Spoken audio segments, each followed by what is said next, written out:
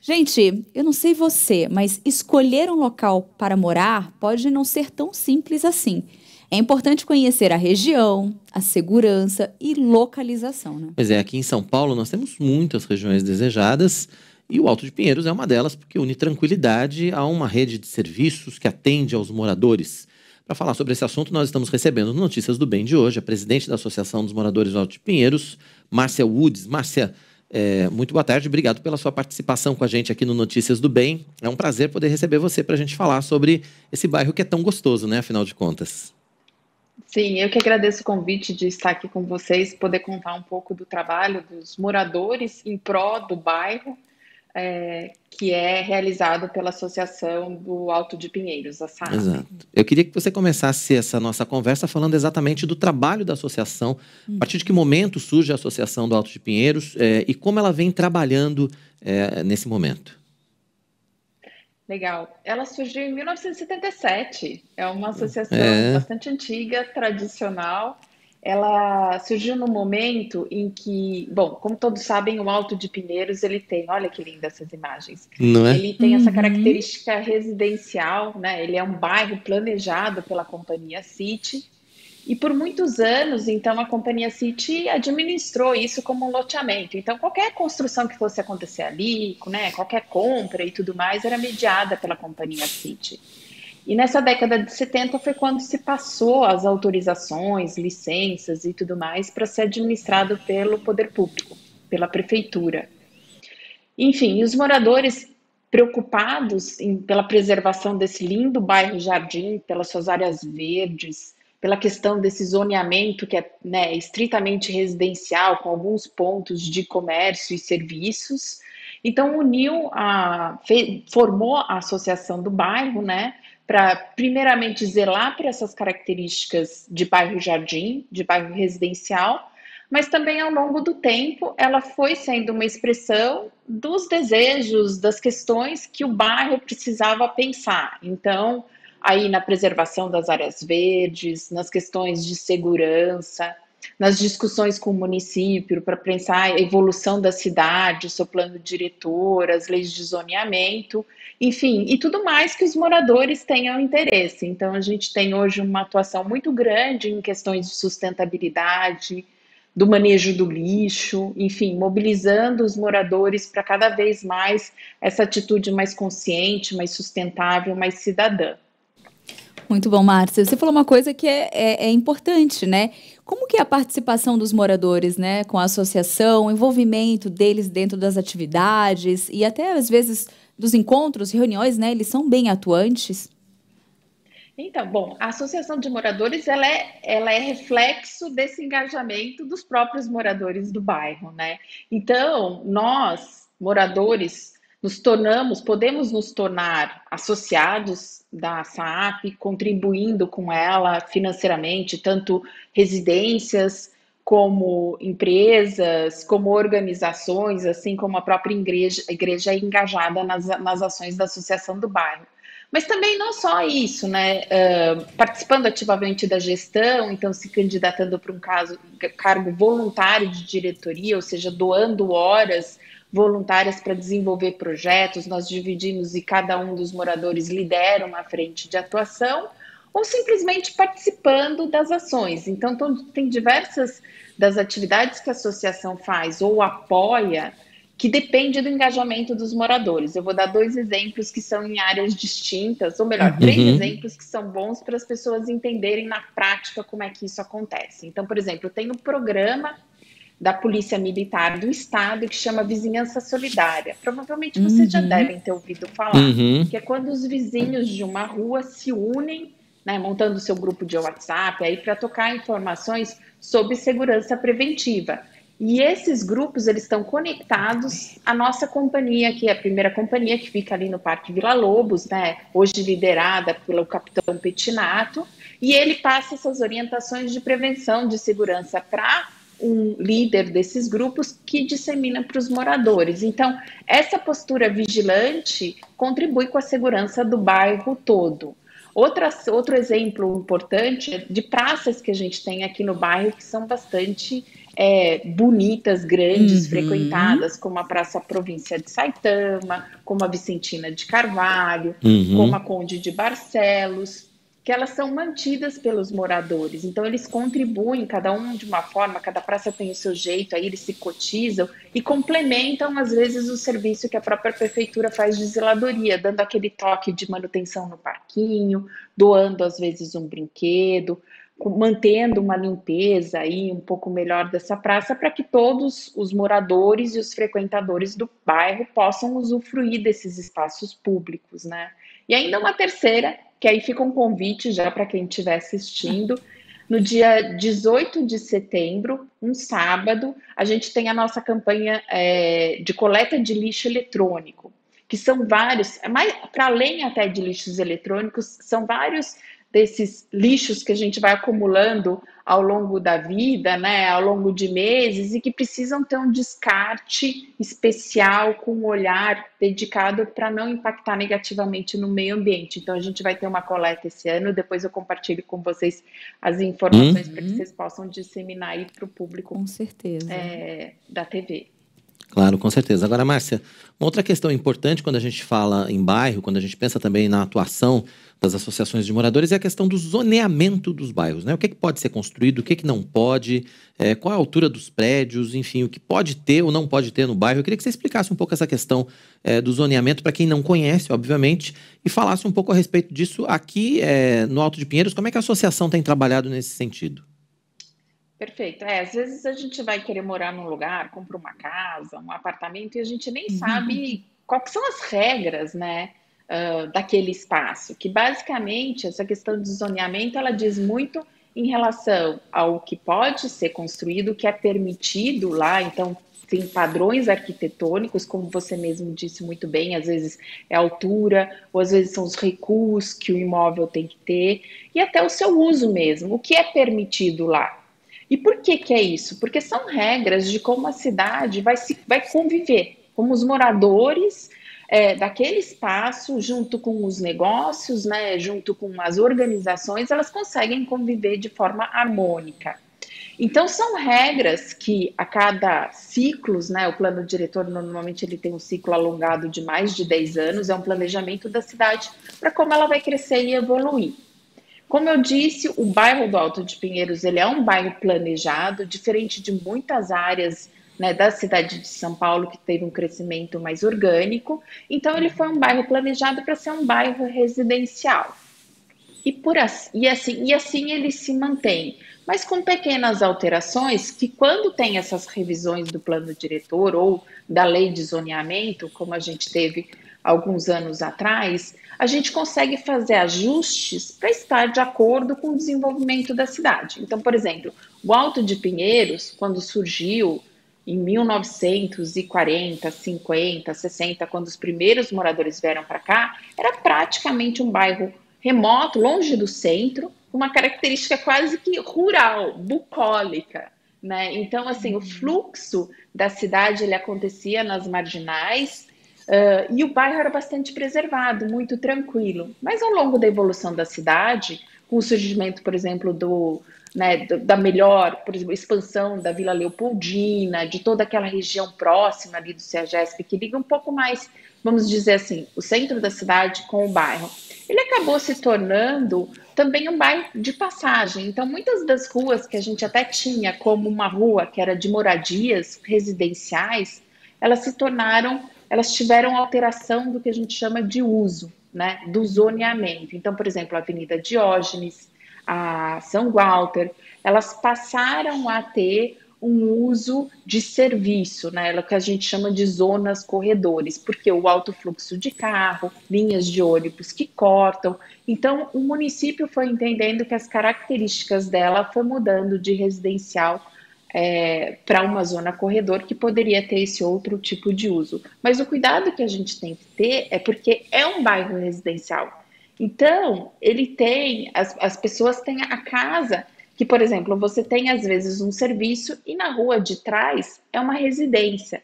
Então, essa consideração entre os vizinhos e a harmonia entre esses espaços, para que cada um possa ter o seu silêncio, a sua tranquilidade, ao mesmo tempo que o serviço possa atuar de forma, enfim, em sua plena capacidade, existem essas regras de convívio, que elas versam sobre que tipo de serviço pode ter ali, qual que é o tipo de construção e parâmetros que a gente chama, né, que é a altura, os recuos, enfim, número de andares, às vezes tem essa restrição, como tem aqui no Alto de Pinheiros, né, então a gente só pode 10 metros de altura, tem os recuos que são obrigatórios, e também tem uma questão que a gente chama de incomodidade, que é o nível de barulho, por exemplo, que pode ter. Então, numa zona residencial, ela é mais baixo o nível de barulho que você pode ter do que uma zona mista, que é, por exemplo, nossa vizinha Pinheiros, nossa vizinha Vila Madalena, que tem alguns espaços, e daí sim você vê a convivência maior de comércio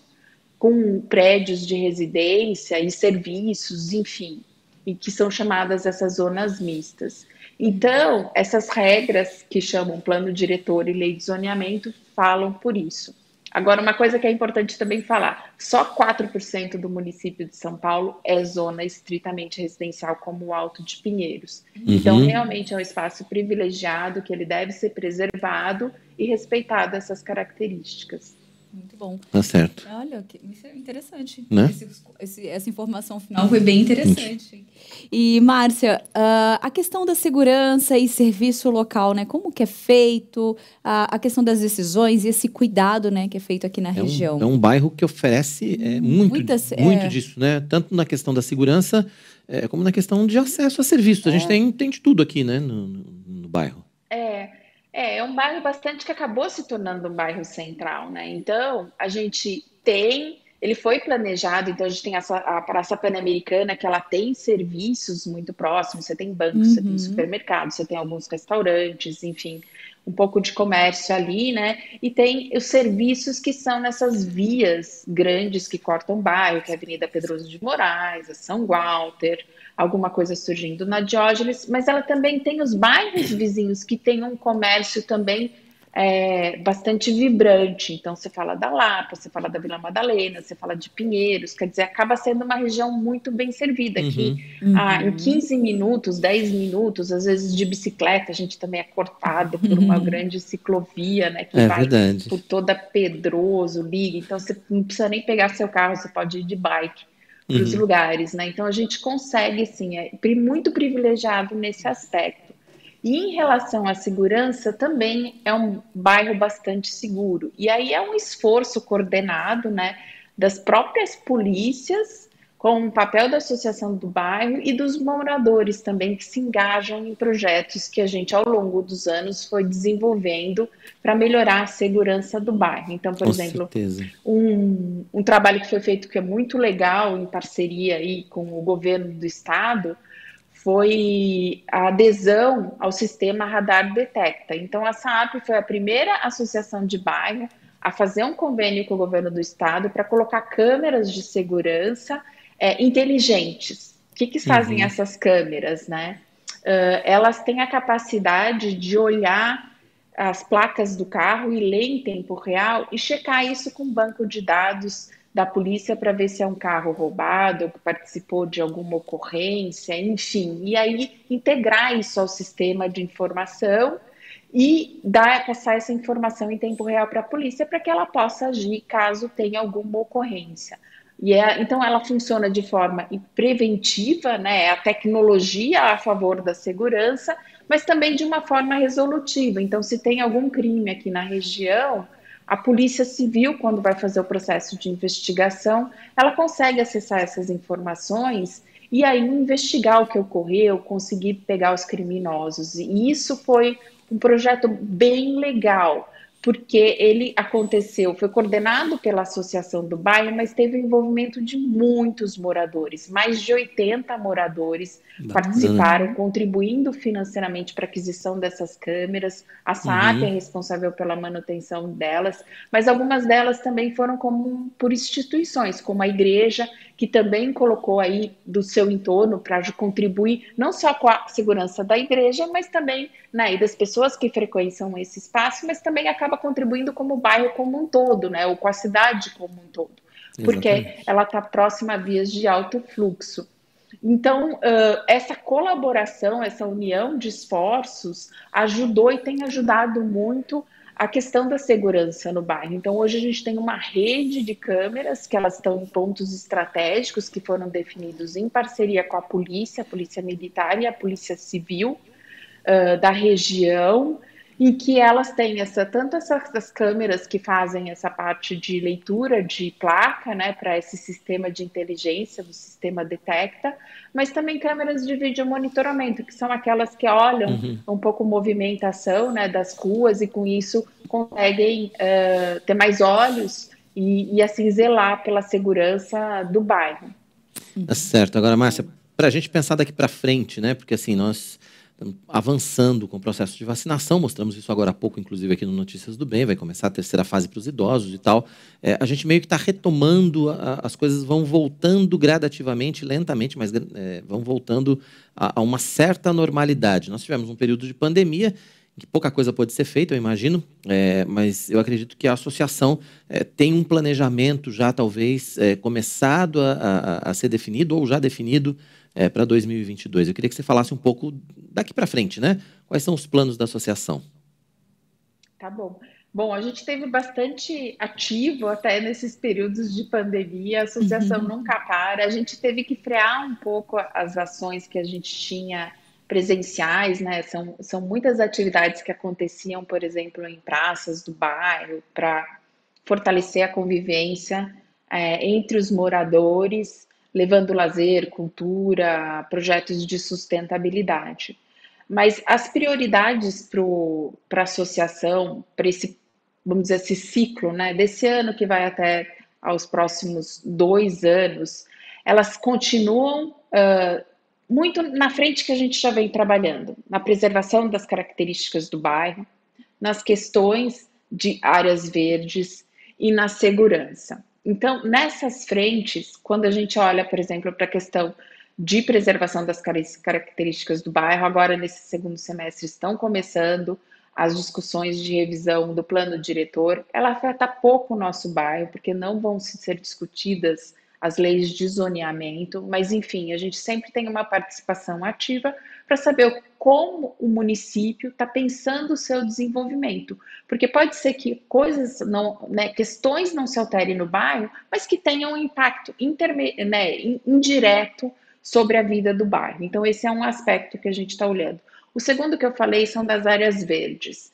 Como disse, acho que a população ela está ressignificando essa ocupação do espaço público, e acho que a pandemia nos mostrou bastante isso.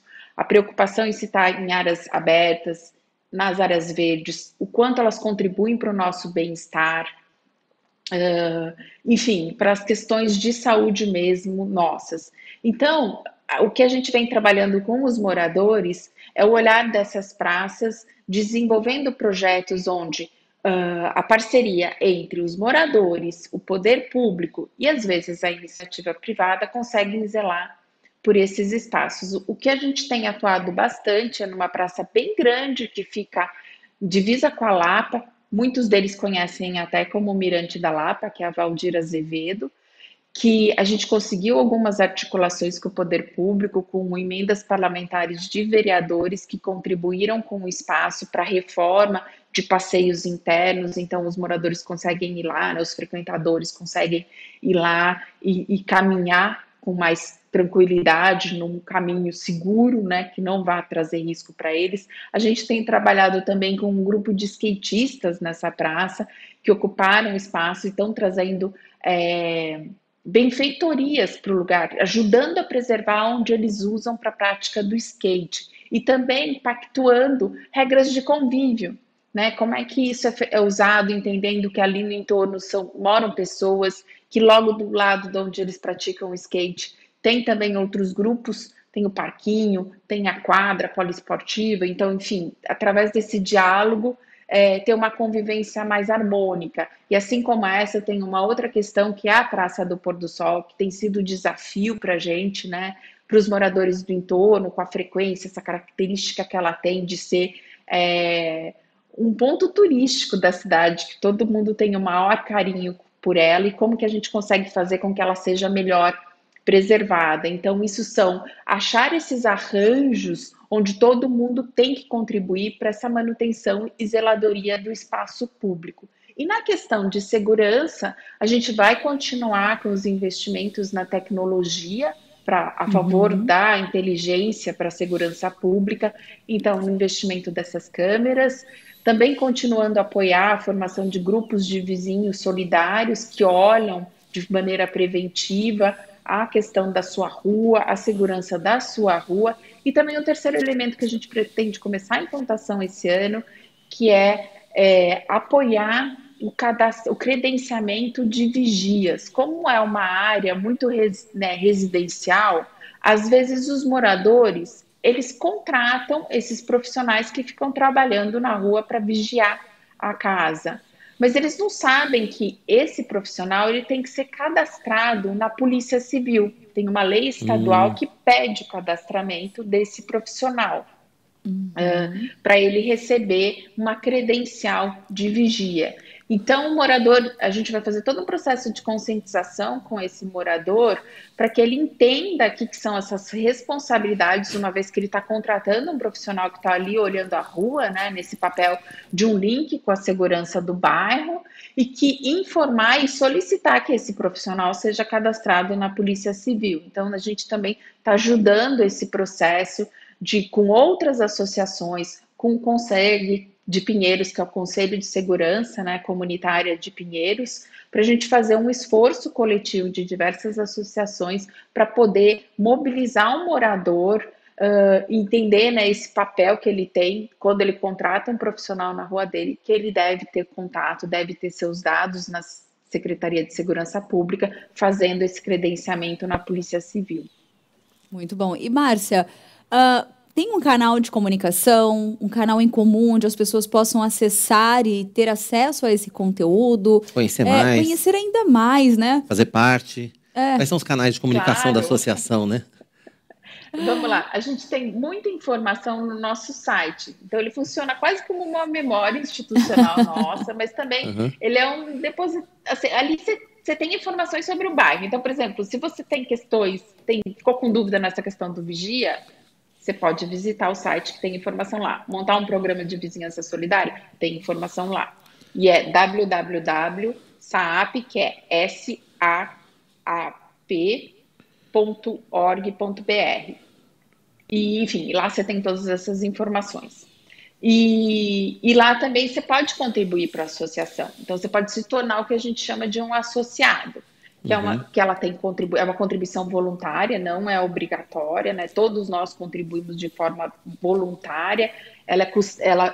A gente tem um valor sugerido que é de R$70 por mês, enfim, para essa contribuição, e pode ser tanto residências como pode ser condomínios, daí tem um valor diferenciado que acaba sendo por até unidade residencial bem menor, e também negócios, organizações, empresas que estão aqui no bairro, frequentam o bairro. Então tem bastante informação lá. Mas também a gente está presente nas redes sociais, não tem como fugir, né? Então nós temos nossa página no Facebook e no Instagram também com bastante informação, e acompanhando esses meios também a gente tem dicas, né, de outras ações que estão acontecendo no bairro, como recentemente a gente divulgou a ação que vocês estão fazendo, né, na igreja, da campanha de doação de sangue, que é muito importante, né? Então, às vezes as pessoas querem doar, mas ficam pensando no deslocamento, né, e agora a gente vai ter essa oportunidade de fazer aqui mesmo no bairro. Então, essas ações também de outras organizações a gente gosta de promover também